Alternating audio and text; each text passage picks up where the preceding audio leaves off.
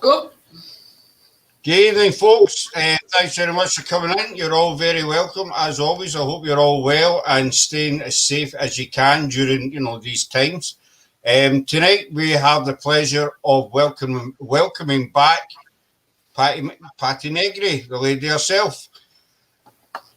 Thanks very much for coming in, Patti. My pleasure. Thanks, you guys. Thanks for having me. Always a pleasure. And as always, we get Sarah as a co-host as well. Can't forget about Sarah. But no, thanks very much for coming back to see us, Patti. How are you? How have you been? I've been really busy. This, Halloween week, Samhain week is I get a year's worth of stuff into the past a week and a half. Honestly, I think between Thursday and Sunday, most of the time I was 3 places at the same time, which is pretty good.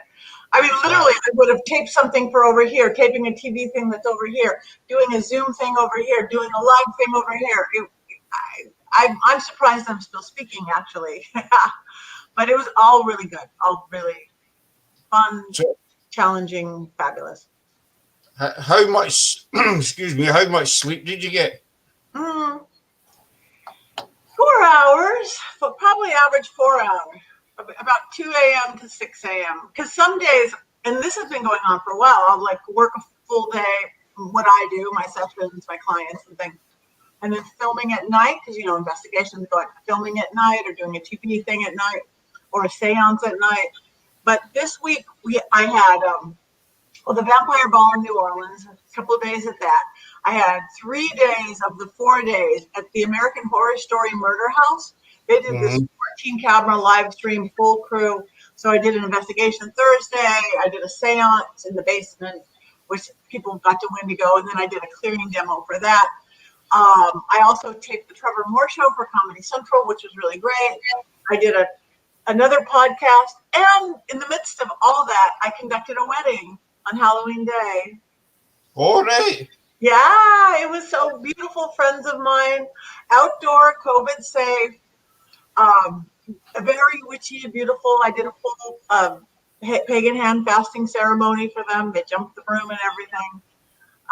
So yeah, but literally, I did the wedding. I run out front and did a Zoom to the Vampire Ball. Go back to the wedding for time to cut the cake. I'm still breathing.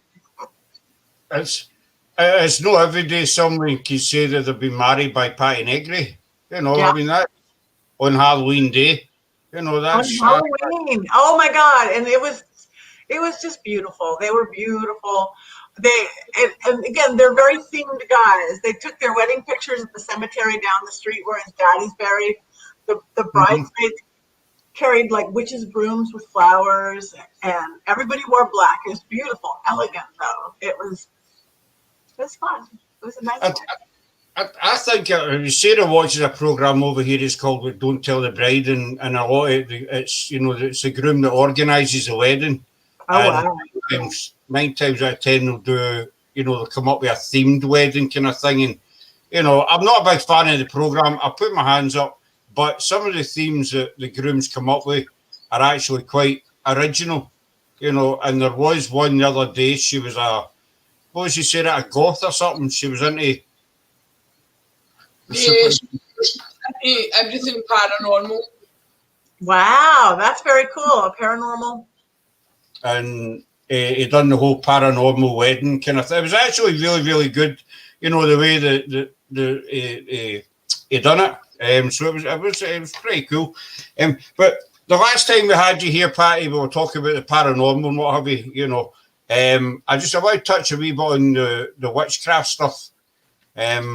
If that's okay. Yeah, anything. No, as I said to you previously, I put my hands up and said, I don't know a lot about witchcraft. I'm being honest with you. But what I want to know is, what kind of got you started? Obviously, we know how you get into the paranormal for a very, very young age. What about the witchcraft side? When did that kind of come about? I think that was born in me, just like the ability to see dead people when I was 3 and 4 and 5 years old. I also would find myself in just connecting to nature, very elemental. I'd find myself in my backyard picking rosemary off the bush and knowing if I put it in my mom's wallet, it would bring her more money. I just knew that. It's just like in the blood. Making weird concoctions and weird sounds and things. I think it's just in the blood. So I wasn't raised with any kind of religion or belief system. So luckily it wasn't taught out of me like that was something evil that happens to some people. But my grandfather was this very famous psychoanalyst, philosopher, teacher, atheist, very strong, don't believe in God or anything spiritual. So we were raised without that, but I would pass a church or a temple or a mosque or any sitting, and I would see the energy inside, and I want to go inside, but we didn't deal with that weird God or God's word, and I didn't really know why. And I think I was 13 when I asked my mom if I could go to church, and I was scared to death to ask her to go to church. I might have felt safer going, can I go to an orgy or a rave? but it was to go to a church because I wanted to see this really cute rock band, this Christian rock band. And she's like, you could do anything you want. And that's why I became a seeker. So I went through, not every religion, but almost. I tried all the traditional different versions of Christianity and even Judaism from some of my roots, and more Eastern philosophies and Tibetan and Buddhism and this and that. And I found the pagan path was the one that, this is what's inside of me. This nature is what's inside of me. So kind of, I just tried everything else, and this is the one that fit best. I think they all have all equally valid, all equally whatever works for you, whatever template you want to work within. But I like the self-responsibility of the witchcraft, the pagan path, versus somebody else going to forgive you. Nobody else going to. You step. You are responsible for what you do. You make the consequence thereof. And again, I do think you do have to be a person of ethics and integrity to do it, or you could get in trouble. But if you do, it's a beautiful path. It's a very conscientious, positive path, and it's kind of romantic. I could go into a house of worship and sit on a bench and pray, or I could dance around a bonfire wearing cloaks and I'd rather dance around a bonfire. So, when you were at school with the witchcraft bit, did you ever get kind of taunted about it, or did you get, people sort of pointing the finger and thinking you were maybe the devil incarnate, that kind of evil, Sure. People want to save me sometimes. I'm like, I'm saved. Really, I'm fine. Jesus and me are great. Whoever it is you want. But, no, but I don't. See, that's the only thing I don't like about some traditional religions. It's that my way or the highway thing. Like, we're right, you're wrong, you're all going to hell. I think I don't think that was created by their God or their belief system. I think that was created by the men or the people, human leaders in the religion. If you go back to the truth, the energy of it, be it it's God, Allah, whoever, that truth is what it is, not what the church or man's turned it into. So when people do like, oh my God, you're going to burn in hell, like, I just try to come from a place that I appreciate you most of the time are just meaning well, and I thank you for that, and I thank you for your thoughts. Know that I'm okay. I understand your path. It's a beautiful path. Mine's just a little wider, and thank you. I don't want to talk them out of their path, and I'm not going to be talked out of mine. But I don't try to cause fighting because there's no reason.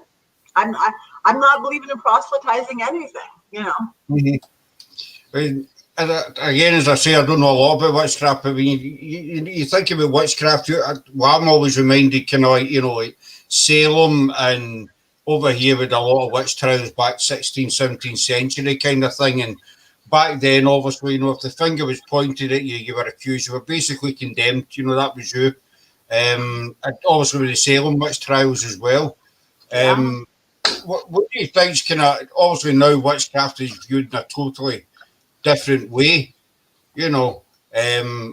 what do you think kind of changed society's perspective on it through the and again, even in the last few years, the resurgence of less traditional religions, I think partially because some of the traditional religions aren't keeping up with humanity, aren't keeping up with science, aren't keeping up with the world as it is now, the modern world. So if somebody is looking for a faith, for some guidance, and if they're not getting it, they're going to expand outward.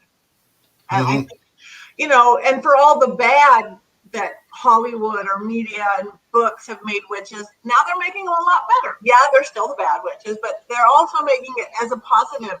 And I think even that the Wiccan movement of the last however many years is like showing the positive side to it.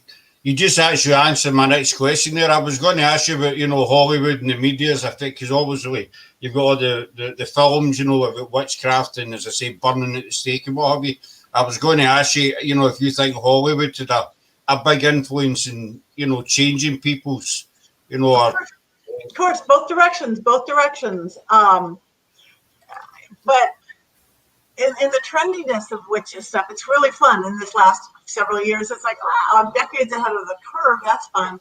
But it is more positive. But again, media television or movies doesn't know the difference of real life and media. So that's one thing. When you look at stuff, when they go into the bad witches, or even going into horror films that is not necessarily about witchcraft. I know the film that somebody wrote kind of off me, when the guy who caught in fire at Marilyn Manson's house, when he wrote a script, I sat down with him. I go, "Oh, you can't say that in the script." He goes, "But you said that in real life." I go, "I know I said that in real life, but that opens a portal. We can't say that. The universe, the spirits won't know that this is a movie. So let's change the words to be non-affecting anything." Because I think that's what's happened. Some of the cursed horror movies in the past, they've really allowed real things to happen, because spirits don't know the difference of film and not film. We've just had Halloween there. Last few days just been Halloween, as we touched on. And so a lot of people think Halloween, time for ghosts and spirits, but other people think Halloween time for witches and spells. What do you think is the big kind of, is the nearest one to Halloween? Do you think it's more for the paranormal, or do you think it's more witchy stuff kind of thing? I think what it is when the veil between the worlds is the thinnest. It just is. Our three-dimensional human world and the veil between that other world of ghosts and spirits and elementals is the thinnest. It always has been. That's honestly where Halloween came in, going back to you guys across the pond. It's, people could see that the veil is thin and you could see spirits. So that's why they put the jack-o'-lanterns out front. That's why people dress up for Halloween, to scare away the bad spirits. But then it became, in the pagan tradition, Samhain, which is the time that we celebrate. It is about celebrating the ancestors. It is celebrating. We'll put pictures of all of our deceased loved ones. It's crossing over time. And the same thing, Dia de los Muertos in the Latin culture, All Saints Day in the Catholic culture. They're all, again, they're kind of going into celebrating that this veil is thin. So besides trick-or-treating and dressing up and going to costume parties, take that moment to respectfully at least put an awareness to or appreciation of the dead. Dumb suppers that I'm a big fan of is something a lot of people do on Samhain, a backwards dinner for the dead. So I think they all tie together. So you could take the secular trick-or-treat, let's dress up like Star Wars thing. All that comes from because the veil is thin, whether people know it or not. Or you could go to church, go to the tree, go to whatever, and see that. Go Dia de los Muertos. Again, celebrating the thinness of the veil. Thank you. Now, we've got Christmas, and, Christmas has been very kind of commercialised over the past maybe 10, 15 years. Do you think Halloween's maybe going the same way? I mean, over here, we see stuff in the shops for maybe a month before Halloween, and it's all kind of sell. I don't know what it's like in the States, but over here it's like, sell it, get out the door, make some money. Do you think maybe Halloween's going the same way as, Christmas? Sure, of course it is. Everything's been commercialized. And I hear we start in July. Halloween stuff comes out in July. I know so many people that it's their favorite holiday now. Because you don't have again, just talking secular, not even the religious or whatever moment, or Christmas, you have the presents and all that. You have to do things like that. Halloween is just a have fun party if you're not even going into the celebrating dead people thing. So I know so many people that where Christmas maybe used to be their favorite or the quietness of Thanksgiving, but Halloween. So yeah, it's commercial, but I think that's okay. People like, So you have stuff in is that not kind of strange seeing Halloween stuff in the stores in July? Imagine July, like heat wave, hot weather, walking about in shorts and flip flops, and you're seeing all this Halloween stuff. Is that not kind of strange, or is it just no, it gets earlier every year. I know I went to stores, everything starts earlier, and now it's so weird because the pandemic and stores are just a little bit open and things like that. But I remember over a month and a half ago going into some big box store and they had Halloween out and Christmas trees out. I was in a store about 2 weeks ago. It's quite a big store in the town we live in, and I went down one aisle. They're quite long aisles. One side of the aisle had Christmas stuff, and the other side had Halloween stuff. Yeah. And it was, I'm expecting Easter eggs within the next couple of weeks. I'm expecting to see the Easter bunny in a store. Try to sell you eggs. Now, you see, you're into paranormal. You've done TV, radio. You've done just everything there is to do, basically. And you've also got your book as well, and magazines, The Witching Hour, etc. What kind of takes up more of your time? Is it paranormal or is it the witchy? I know I keep calling it witchy, the witchcraft side. What kind of? Actually, they're all very, very combined. The biggest part of my day is actually seeing people one-on-one, where I'm combining all the abilities. My one-on-one sessions with people I like 5 of them today, and that's using my psychic abilities, often my medium abilities, often my witchy. Okay, we've got a block here. Let's shift that. Let's change that. So that is like almost like my day job. But now yesterday I went out and cleared a house. I went across town because a lot of activity with the veil thin and a lot of paranormal activity is happening. So I went and cleared a house. That was yesterday. So I think that's like the day job part, which I love passionately. But I teach now too so much, and I love teaching. I teach whether live in the Times. Now I'm doing so much by Zoom, so I'm teaching several times a week. And then when we can travel, I speak. I love doing conventions, paracons. I love speaking at colleges. I like every day to be different. I do. But this is my world. I don't have time for my production company anymore. I have this beautiful little production company called Brainbury Entertainment. I did one little thing a couple months ago. A spirit kind of led me here because where I used to would do shows to teach motivation to salespeople at the software company and HR policies. Now I'm talking to ghosts and teaching people how powerful humans are. That's why I did my book. It's like, oh my gosh, you guys, we are amazing beings. Whether we're on a ghost hunt or whether we're sitting one-on-one or we're dancing around a bonfire. And then the filming is always, I do love the TV stuff. That's always an adventure because I never know what I'm getting into. Like I had a few different shows this weekend, Alaska. And that's like, it's like going to Disneyland because if it's Ghost Adventures, I don't know where I'm going. I don't know what I'm going to get into. Or like when I cover more at Comedy Central, it's like, it's a talk show format, which is really fun and different. At least it's not in the dark. I'm not sitting here blind. It's like, wow, it's light. It's a talk show, but I still get to be my witchy, psychic, medium-y self. Here's Steve got a question for you. I'll just pop it up for you, Patti. Have you ever bumped into Michael Blakely, and would you give him a reading? How come I don't know who Michael Blakely is? Who's Michael Blakely? Do you know? I don't know either. I might be showing my ignorance here. So, Steve, you have to tell us who's Michael Blakely. And I don't know if I bumped into him if I don't know who he is. No. I'll Google. Hey, Google, who is Michael Blakely? Oh, here you go. Michael Blakely, record producer, United Kingdom. Oh, he must be a UK person. Mm-hmm. So I don't know him. Yeah, I can't answer that question. I don't know who he is. I don't know if he's in bad things or good things. I mean, I don't try to go into anything judgmental. If he was like, some scare bad person, I don't know. So sorry, Steve. I was really bad at that first question.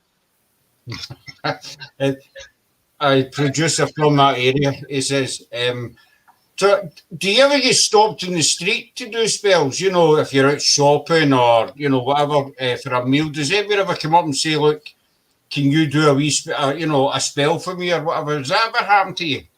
No, I've never been stopped on the street for that. I'm recognized on the street a lot, whether at the grocery store or walking down Hollywood Boulevard, which is funny because people don't usually expect people to be on Hollywood Boulevard. They're looking for people, but they don't. Mm-hmm.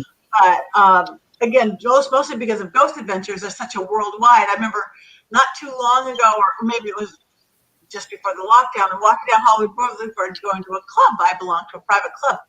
And all these beautiful women talking Italian, and I heard this Patti Negri, and they all of a sudden surrounded me. It's like, it was fun, but they didn't ask me for a spell. No, people on occasion, yeah, spell is not the first thing. Occasionally, people will say, "Do you have any messages for me? Can you talk to my mom? Can you talk to my grandma? Can you talk to my dad?" That first. People spell into people's heads first, and I'm even my spell work, it's like, you're going to do it with me, you guys. I'm not going to sit here and do a love spell. You're going to participate because I need your passion within this. Mm-hmm. So we would do that within a session. So I'm not home doing stuff for people that they're not even involved in. Right, thank you. Nicole's got a question for you now, Patti. Okay, if people give a reading, will you tell them the full truth? So also bad news. I don't give bad news. I will give challenges. I don't lie, but I am an eternal optimist and I am a witch. So I'm not going to say you're going to get hit by a bus on Tuesday because we don't know that. Unless you are God or whatever that higher power, we were given free will. So I can warn you to not be careful on Tuesday because you could get hit by a bus. So stay home on Tuesday. And I believe any psychic or medium who says this is going to happen just took away your free will, just took away your power because you're going to start believing it.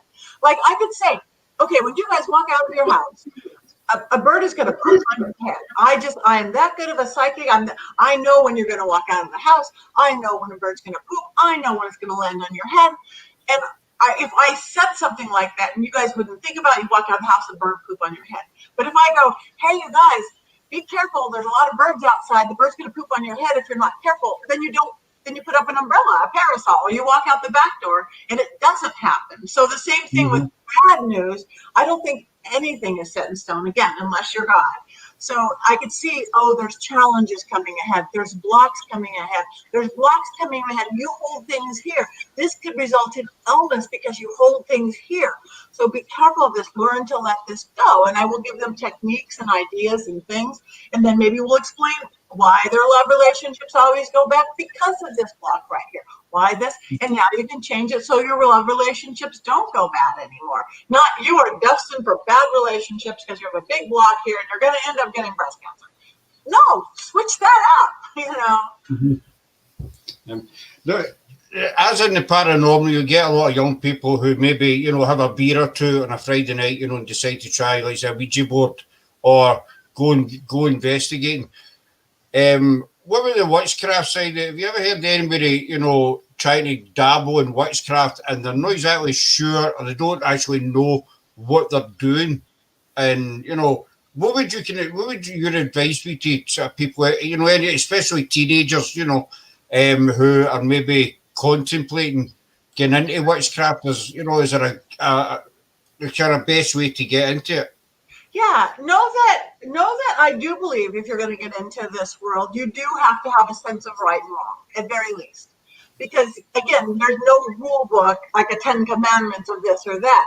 You have to know if doing this kind of a spell work or opening this kind of a portal, everything has kickback. The Wicked read is what you put out, you get back 3 times. I think that's kind of an oversimplification. People call it karma. I call it cause and effect, action and reaction.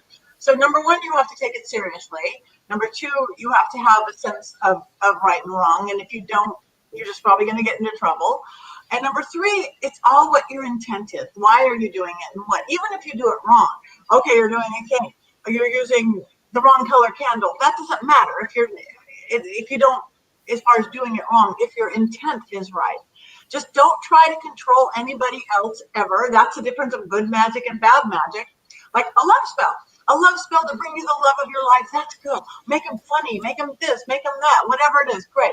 If you want a love spell on a specific person, I wouldn't do it for all the money in the world because we don't have that specific person's permission. And now I'm controlling somebody else without their permission. I could probably make them fall in love with you and it would be the worst relationship ever. It would hit back on all of us. They'd be you and all this stuff. So, get their permission. And if they give you permission, they probably don't need a love spell anyway. So I just think people can get the basics of that, or like a Ouija board. A Ouija board is no more scary than dowsing rods or a pendulum or a ghost meter or a ghost radar. They're all portals. So be very clear of who and what you let in. I don't think Ouija boards should be sold at toy stores. I think they should have a completely opposite. It should be adults, 18, should be a completely opposite set of directions. Like, this is not a toy. This could be, I'm not saying it is, it could be a portal to the other side. And then if you are working with one, just, again, set up your parameters, set up your boundaries. Who are you going to call if you get scared? Is it God? Is it Jesus? Is it your angels? Is it your dragons? Is it your what? Is it your cat? Know your parameters, set up a warding or protection in whatever form you use or borrow from different, and then be specific of who you let in. You don't just go, any ghosts out there, any spirits out there come in and talk to us. Really? Anybody? You don't open a front door to where you live and say, anybody come in, everybody, and then we're going to take his wisdom. It might be the drunk crazy person from the liquor store on the corner. Come on in and tell us wisdom. No, very specific of who you let in, whether it's your Ouija board or your ghost radar or your dowsing rods or anything. Take responsibility. And my other number two is, especially the paranormals, be respectful. Because the trouble always comes when there's a lack of respect. For the spirit world, for the paranormal world, for the spiritual world, with respect. I think respect is a key element. With spirit, with everything, because at the end of the day, spirit wants just the same as us. And we like to be treated with respect, and spirit's the exact same. That's the way I look at it. Nicole's got another question for you, Patti. If I pop it up for you. You got to charge everything. Yes, I think it sounds like it's a perfect stone for you, that your amethyst, and it charges everything you hold in your hand. Yes, use it for your channeling. And amethyst is one you could even program yourself. They're like little computers. Quartz, amethyst has got all that extra love and beautiful stuff in it. So work with it. Charge it, Nicole. That's what you wanted to do for helping with a touchstone for you to help with your channeling. Definitely. That sounds like you have a good stone. Good stone for you. Yeah. So, as I say, we just had Halloween, and I've been, looking at bits and pieces that you've been up to, and you've had a bit of a wild time, to say the least. I was looking at Goatsman's Bridge, and you put up a caption that you weren't drinking. We weren't drinking. It looked like we were drinking, but we weren't drinking. We just got the sillies. This was actually exactly 1 year ago. There's a place in Texas and here in the U.S. Oh, thank you so much, Lena. Thank you. Thank you. So, yeah, we were doing a 3 or 4 day conference, speaking, teaching, doing classes, what we do, like a little convention. But the house I was staying at, a beautiful astrologer friend of mine, John Capello, great astrologer, he happened to live right by Goatman's Bridge. And any of you have seen Ghost Adventures, that's a really heavy one, where that was the last thing Jay did with his wife, and she got real possessed. Well, thank you. My eyes are special. Thank you, Steve. They're green. Good witchy green eyes. Born this way. Thank you. You got your people are so sweet. Thank you, guys. So yeah, Okay. so we went to Goatman's Bridge and we got the giggles. We had gone there in the daytime and then we decided we wanted to go back at night. Um, and we got past it because sadly there were some other people with candles and doing whatever they were doing, and we didn't want to disturb them, but we all became 12 years old and silly. But it was a pretty amazing place, that Goatman's. I mean, you feel it. You feel it. Mhm. I think our reaction was just a funny one. You know, have nerves take over one way and then however it reacts, and then one leads to the other. It just was a Mhm. snowball with It's, I know it's quite a, how can you put it? I was going to say popular, suicide isn't popular, but it's quite a common place of suicides there. But there's also a lot of kind of like partying with drinking and drugs going on. Is that correct? Well, I mean, it's probably. I mean, it's just a little bridge in the midst of whatever. There was when we were there this time of year. It was lovely out, and there was like four other people like lighting candles on the bridge. Whatever they were, they didn't seem like they were parties or doing horrible things. I know in the show. I think that they had thought there was a lot of people doing dark rituals or Yeah. satanic things, stuff like that there. You know, probably when it's a charged area. But Mhm. whatever happens with historic of things, and then there's vortexes, and then again, it's water moving, all this stuff to heighten, to electrify. So good could be extra good, bad could be extra bad, spirits could be Mhm. extra spirits. And then when we start putting our focus there, it even highlights it even more. Mhm. As I say, because I know it's it's quite tiny for suicides, drinking, it's dark rituals. Do you think they could all be tied in together with the suicides? Dark rituals and Probably. So I had to put my lip gloss on. My lips were dry. Probably. I don't. I did. I would say I felt the energy at Goatman's Bridge. Definitely, there's some dark stuff, and there was some just charged stuff. It wasn't necessarily dark. I wouldn't think that. Just speaking for Goatman's Bridge, my perception that if somebody was just there having fun or investigating, it doesn't have a strong enough negative energy to cause them. I'm going to kill myself now. But Mhm. has a strong enough energy. Somebody who's already contemplating suicide, I'm Mhm. going to go there to do it. So again, I don't think it's powerful, and I'm hoping that is true. Powerful enough to cause somebody who's not even contemplating it. I'm going to go now jump off a bridge, but Mhm. if somebody's contemplating it, it would be the perfect place to go Mhm. because you're going Uh, to feel that energy, good or bad, make your misery more miserable, make this it's a spotlight. And it's just intensifies it. Um, the the murder house. I need to ask you about the murder house. which Did you house? tell the murder house? You done the seance in the basement, etc. Oh, the murder house. Oh Yeah. yeah, that was this weekend. It was crazy. For those of people who watched American Horror Story, the first season, there was a big murder house. It's this big, beautiful, like 100-year-old 1920s house. In it's literally 15 minutes from my house in the hills, kind of like mid Wilshire area. Beautiful house, and I believe it had got damaged in the 95, 94 earthquake a lot. So it's got Mhm. when that kind of earthquake damage and makes cracks in foundation, paranormal activity gets stronger. It just does. So yeah, this was the first time it everybody's always said it was haunted, but nobody has ever been allowed into it. And the couple that lives there now, beautiful. It's a doctor, a cardiologist doctor, and his beautiful English. She's from the UK, beautiful English wife. And they just decided to open it up for this 4 days live stream. They had 14 cameras all over the house. And then they had a completely professional film crew also doing the specialty stuff.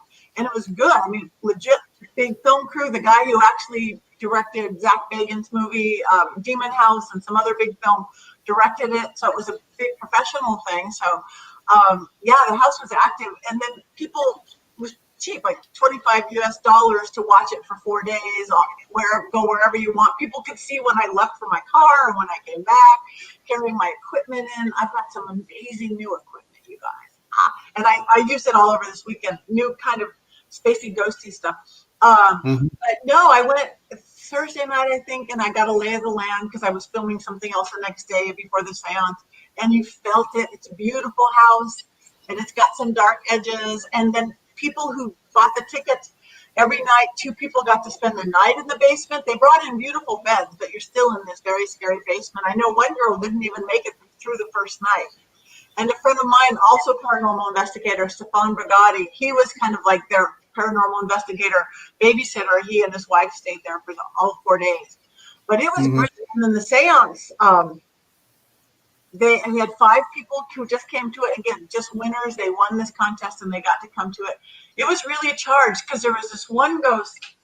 You know, we got some ghosts from the history of the house who had lived there and all the typicals. But this ghost was funny. His name was Michael. He kept asking for a drink. He was like a party host ghost. And I have these new equipment from a guy named McBain's.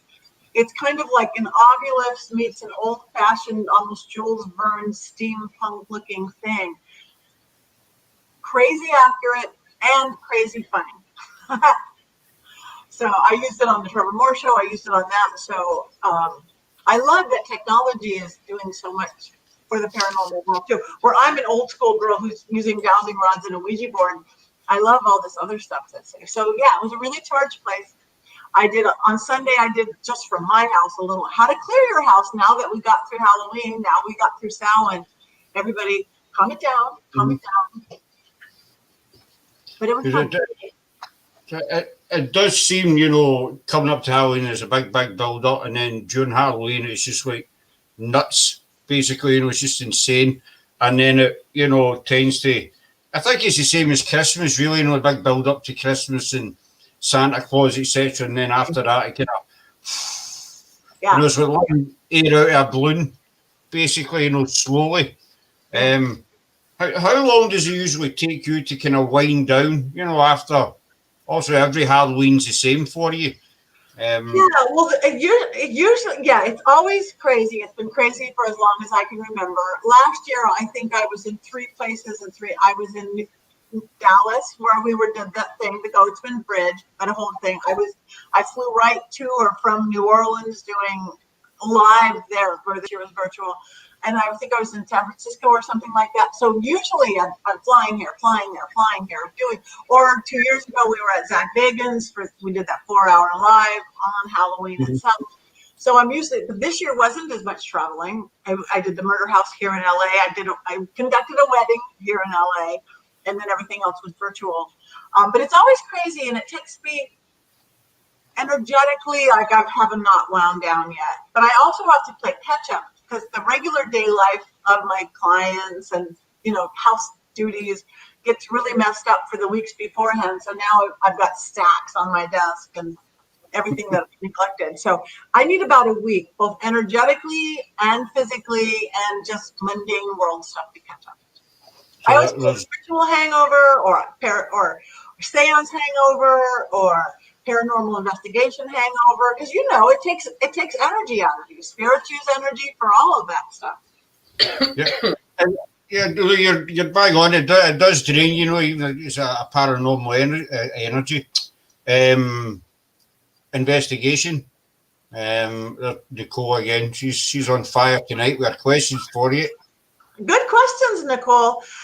Yes, I had not been to New Orleans before Katrina, but I have many dearest of friends who live there, like Bloody Mary, who's a native New Orleans lady. Yeah, the spirits, it's more haunted, and spirits got messed up with Katrina. She even says they left for a few days and came back, and they're also gonna, bounce off of how we're being. So humans were crazy after Katrina, of course, and lost their homes and lost their lives and lost everything, and chaos ensued. So the spirits got really chaosy. Even now, I think this year worldwide, in my experiences, spirits are edgy because of the pandemic, because we're all a little edgy and weird, and there's uncertainty and there's fear and there's, money issues and health issues. So we're all a little edgy, so spirits are edgy again. Mm-hmm.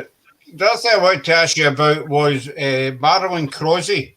Am I pronouncing that right? Crosley, the the virtual meetings. Virtual meetings. Is it Marilyn Crozy? I was looking at it today. Okay, it's something to do with a virtual seance. Seance. Yes, I do a lot of seances. I do a lot of, oh my God, and seances are brilliant, just like this.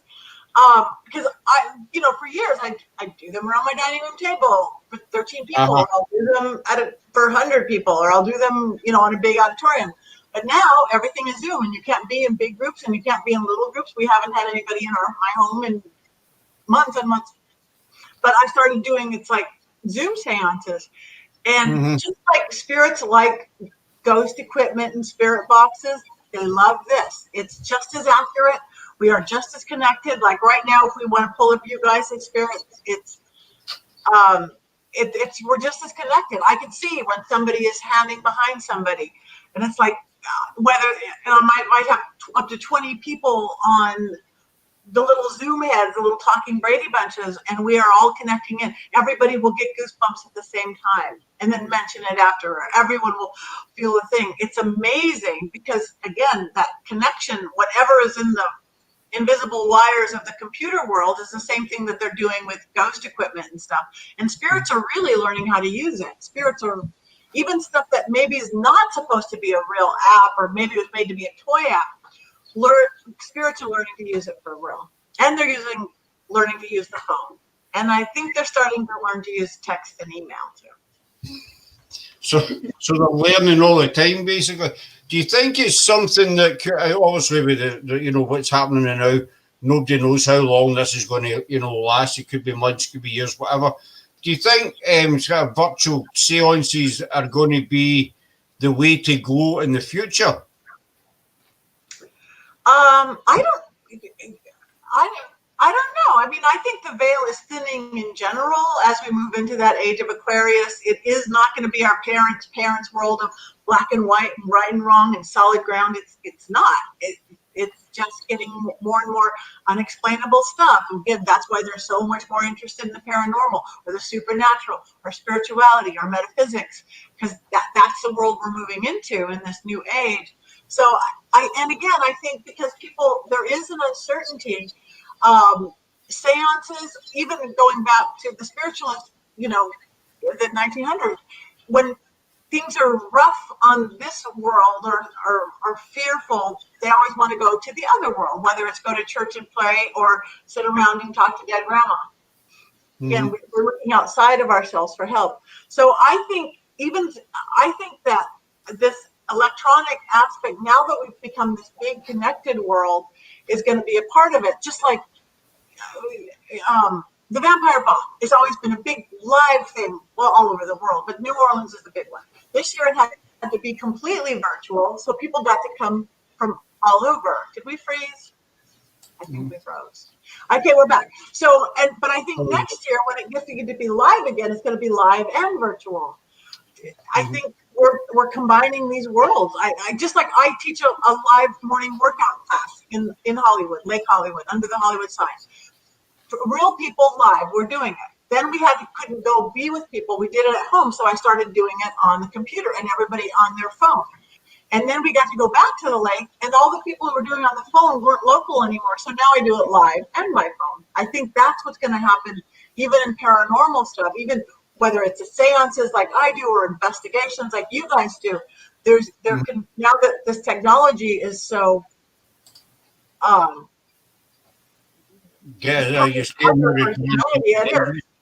figured will there be a virtual crystal ball one day?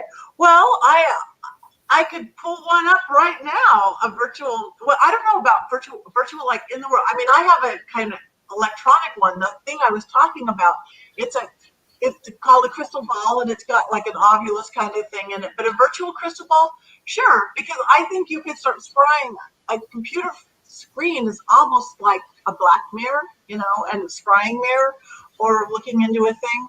So I think you could easily create a virtual crystal ball, and or water, moonlight floating off water in your screen. It can take you to that same place. Selena's got a question for you as well, Patti. Patti, do you do any work for Hollywood stars or famous people? Yes, every day of my life. but I can't tell you who won most of them because they have this thing called non-disclosure agreements, an NDA. Well, So again, I work with. They're just regular people. They're fabulous. They're beautiful. They have really fancy houses. I mean, I can talk about some people. I've done seances for Emma Stone, for all sorts of different people, but 99% of the time, they want their private in stuff like that. Yes, black scrying mirror, your screen. Give it, unless it's got some electricity behind it, even when it's not on. Ghost magnet.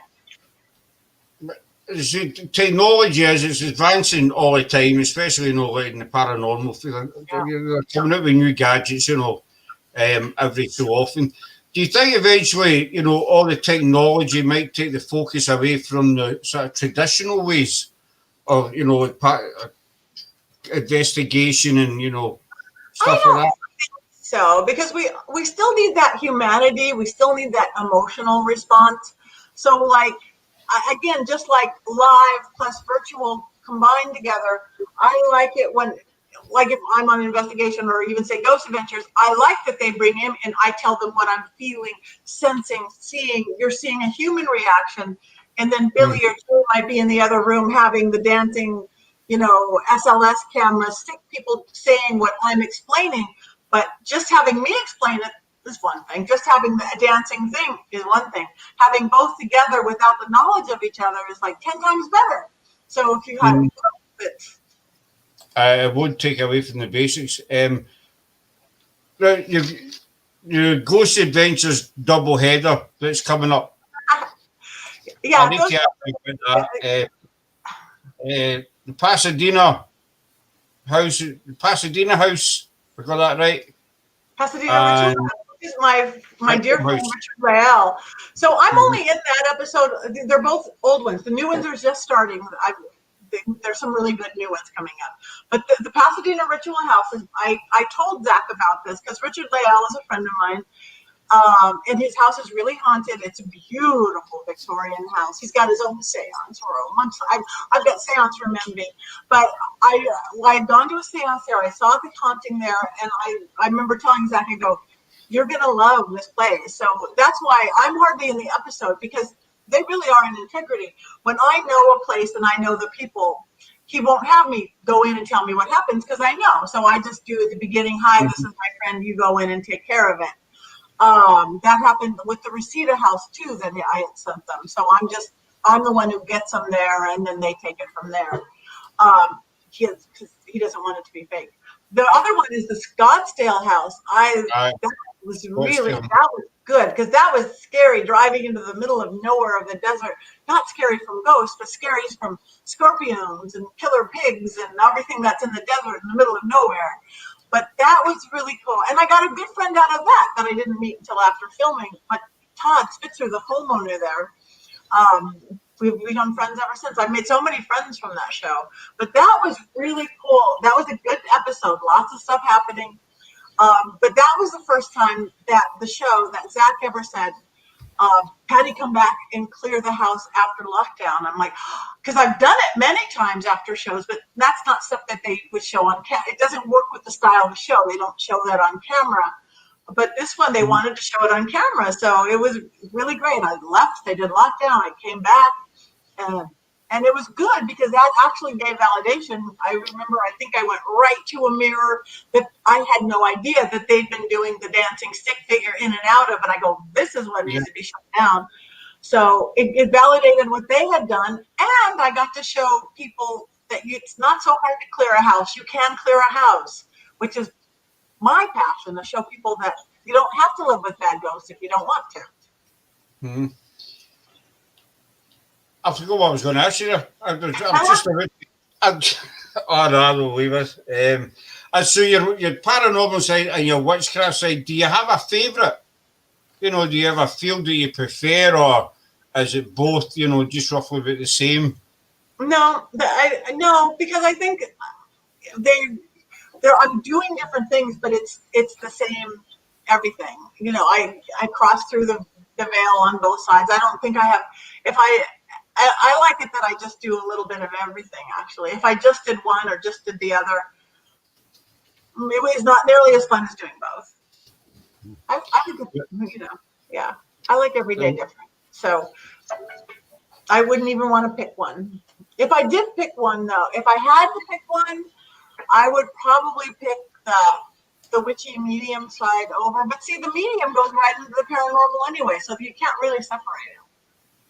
I saw kind of intertwined, basically. Completely. Do you think you'll ever get time where you'll take an actual vacation? Sunny beach, Margarita, maybe, a Lilo, something like that.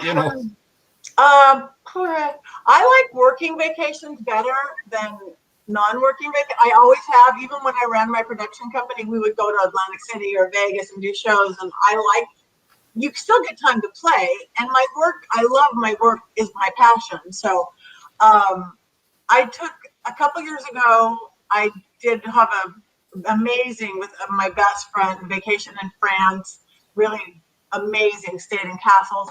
And I wasn't working, and it wasn't this, though I did do 2 seances in this beautiful castle in France. And but it was really great. But pretty much, like this next year, I'm doing the Ireland thing. I love that I am the person going to be guiding people. So it's like a working and vacation. I'm going to be doing seances and mediumship and working with people and doing all that. I like better than if I was just a person on the ticket doing it. I was going to ask you about because I know you're doing your thing in Ireland next year. When you're over to Ireland, do you think you'll have any time to pop over and visit Scotland? Well, I don't have any. I mean, I know the agenda is online and everybody else knows the agenda, but I don't know. I would love to, but I don't know. But I am going to go to the UK. I'm going to do the Festival of the Unexplained in 2021. So I am going to go to somewhere in the UK and do that. Again, working vacation. I think that's September, maybe. Not sure. So that's in the actual UK, not in Ireland. That'll be in the UK. So yeah, somewhere. I don't even know where it is because but yeah, but I will. So I should be in Europe twice next year. So we got to get rid of the virus. We got to take care of ourselves so we can all travel and come with me to Ireland. Oh, we'll definitely be down. If everything goes okay, obviously, we'll be definitely keeping an eye out for that because we'll be in the car and on our way back. On our way down to see you. There's no chance that we're going to miss that. So you get Ireland next year and the UK. Sorry. What about the rest of Europe? You any plans in the future maybe to realise Nicole in the chat? She's from Belgium. I don't know. I don't know. Yeah, I don't not plan, but I would like to. I would love to do more travel. I do love to travel. My idea was give me a TV show where I can travel and go to really mystical, magical places and do my witchy stuff and my paranormal stuff. TV gods out there. I would love to be like the spiritual witchy version of investigating, going to Greece and Africa and Australia and all these places where mystical things happen. So that's what show you can. There's another one. What do you do when you tell a spirit, not now, please leave and come back another time, but they don't listen? Well, Nicole, they should listen because this is our realm of existence. So you have to say it with a little more authority, perhaps. You don't want to say it with anger because if it is negative, that will feed it. And you don't want to say it with fear, same thing. You want to say it like you're a parent or like you're authoritarian, like you're a teacher. Like, no, I'm sorry, do not come here now. If it feels bad, go get out and don't ever come back. Go where you came from. This is my house. This is my room. This is my body. This is whatever. Go away. But if it feels positive, don't be afraid to talk to it. And or if you don't, or say, come back later, I'm sleeping. I like to sleep at this time of day. Come back in the daytime. It's scary at night. They should listen to you. So just do it with authority, faith, no anger, no fear. And they'll listen to you. 99.9% of the time. So, have you ever helped detectives with cold cases? I haven't really had time to do very much of that detective work. I did the tiniest bit of a way cold case in Indiana some reporters had called me, and it was like 100-year-old cold case of a little missing girl, and it's a story that wouldn't die. I think they're doing a movie about it now and something else. So these two reporters called, and pretty much I kind of did a channeling thing, and they just wrote down everything, which was a little weird in the article, but it was interesting because I just kind of went stream of consciousness, and I don't remember what I said, but it was something like, oh, and east of town and water. It's east of town, there's water, like, I don't know, it was like a hunting shack or whatever, hunting, blah, blah, blah. And they are going in their little heads, they're going, there is no water east of town, there is no water east of town. But they looked it up on maps 100 years ago, there was water east of town. So it was really interesting, the research afterwards. So I think I was completely right, but they had dammed it up or undammed it up or whatever they had. So it was interesting trying to look back into historical thing like that, because that's not where I mean, I do past life stuff with people all the time. I do all, but I've never gone into, not anybody who's in my, I'm working with you right now. I'm working with these kids. So it was really interesting. And someday, if I have more time, I would like to do that, I think. Or missing people, missing kids and stuff. I was just going to ask you that, Patty. Is that something maybe in the future that you like to get into? Kind of, missing. Yeah, I don't even know if I'll be good at it, but I would like to try it if I could give help. I don't know if it's one of my gifts. I don't find lost car keys, so I don't know if I can find lost people. We all have different strengths. I don't find lost car keys. I don't find lost jewelry. I don't find. Maybe I find lost people. That's different. That is true. I know you're limited for time, Patty. So what we'll do is wrap it up there, if you're okay with that, because I know you're a very, very busy lady. But if you could just hang on the panel just for a wee minute. Thanks very much for coming in tonight, folks. We hope you enjoyed listening to Patty. It's always fascinating as always, and hopefully we'll get it back for you, sometime in the near future. And we'll see you the next time we're on. Don't forget our book as well. We get it on Amazon, I believe. Amazon.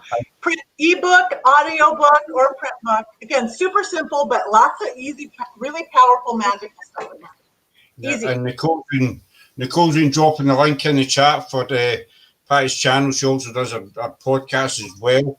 I believe you want to ask a question, you email you the question first, is that correct? Oh yeah, for Thursday, if anybody wants to do my Thursday thing at Live Paranormal, email me a question at patty@pattinegri.com, and then to put Thursday live in the subject line, and then I will do it tomorrow night. Because I have my regular Witching Hour podcast where I interview people like from all over the world, cult leaders and metaphysical leaders and exorcists and priests.